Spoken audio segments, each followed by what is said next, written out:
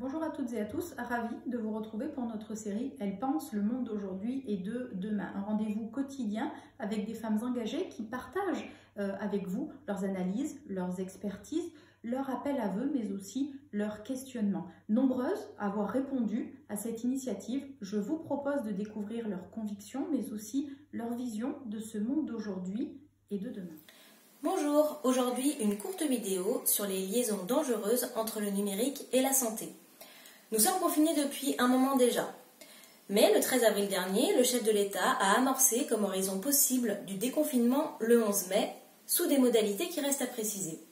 Parmi les pistes évoquées pour cette sortie, le recours à une application Stop Covid qui utiliserait la technologie Bluetooth sur la base du volontariat et de l'anonymat pour vous dire si oui ou non vous avez croisé une personne contaminée. À vous de prendre ensuite les mesures qui s'imposent. Si certains voient le recours à cette application comme un excellent moyen de concilier enfin liberté de mouvement et sécurité sanitaire collective, d'autres au contraire s'inquiètent pour leur liberté personnelle. Ils ont en tête des exemples tels que la Corée du Sud, la Pologne ou Israël, où des dérives sécuritaires ont été observées par les gouvernements qui avaient eu recours à de telles applications dites de tracking sanitaire. Outre le risque que ferait peser sur nos libertés personnelles le recours à une telle application, se pose aussi la question du stockage et donc de la protection de nos données de santé. On a ainsi appris, début avril, que Palantir, géant américain de l'analyse de données, avait approché les hôpitaux de Paris en vue de récolter leurs données pour proposer un outil de lutte contre le virus.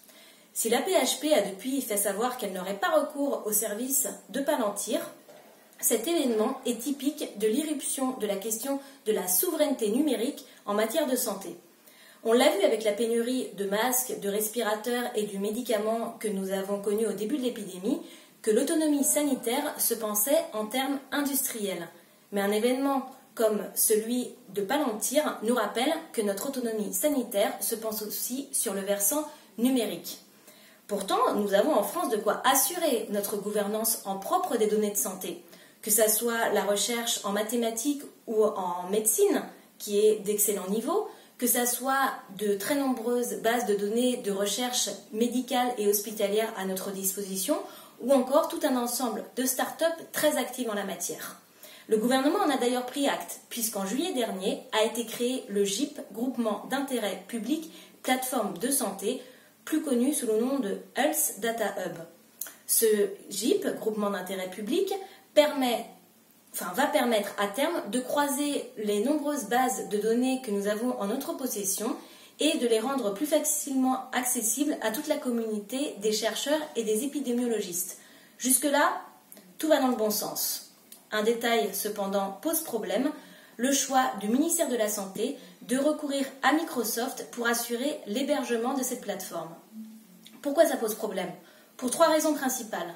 La première, quid du transfert des données de santé de millions de Français sur des serveurs situés à l'étranger dont la législation en matière de protection des données n'est pas vraiment la même qu'en France. Quid ensuite de la captivité numérique entraînée par l'infrastructure logicielle utilisée, celle du cloud de Microsoft. Quid enfin d'une fluctuation possible à la hausse du prix des licences. On le voit, avec un tel choix, notre autonomie sanitaire sur le versant numérique n'est pas assurée. Voilà quelques questions que je souhaitais évoquer aujourd'hui avec vous sur les liaisons dangereuses entre numérique et santé. Mais en tout état de cause, il me semble que la crise actuelle, en dépit des nombreuses difficultés qu'elle engendre, est une belle opportunité de remettre au centre du débat dès aujourd'hui la sanctuarisation de nos données de santé à l'avenir. Le monde d'aujourd'hui et de demain, c'est fini pour aujourd'hui. Vous pouvez bien sûr retrouver l'ensemble des interviews vidéo sur notre site sd-magazine.com. Je vous donne rendez-vous demain matin à 10 h pour de nouvelles interviews. Et en attendant, prenez soin de vous et surtout, restez chez vous.